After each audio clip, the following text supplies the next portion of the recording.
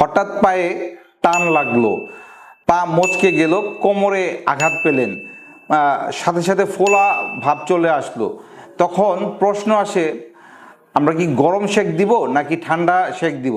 চলুন দেখে নেই কিছু বৈজ্ঞানিক প্রশ্নের উত্তর এবং সমাধান।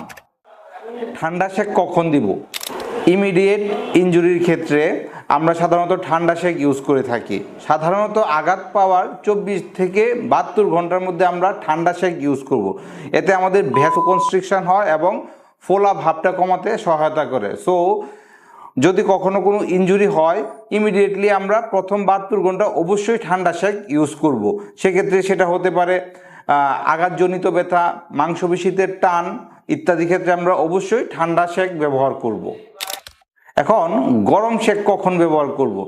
সো সাধারণত অ্যাকিউট স্টেজ যখন পার হয়ে যায় 72 ঘন্টার পর থেকে আমরা সাধারণত গরম সেক ব্যবহার করে থাকি। এটি সাধারণত মাসল স্পাজম, তারপরে দীর্ঘস্থায়ী ব্যথা, কোমর ব্যথা 2-3 সপ্তাহের বেশি সময় ধরে স্থায়ী, ঘাড় ব্যথা 2 থেকে 3 সপ্তাহের বেশি সময় ধরে স্থায়ী, ওই ক্ষেত্রে আমরা গরম সেক ব্যবহার করে থাকি সাধারণত।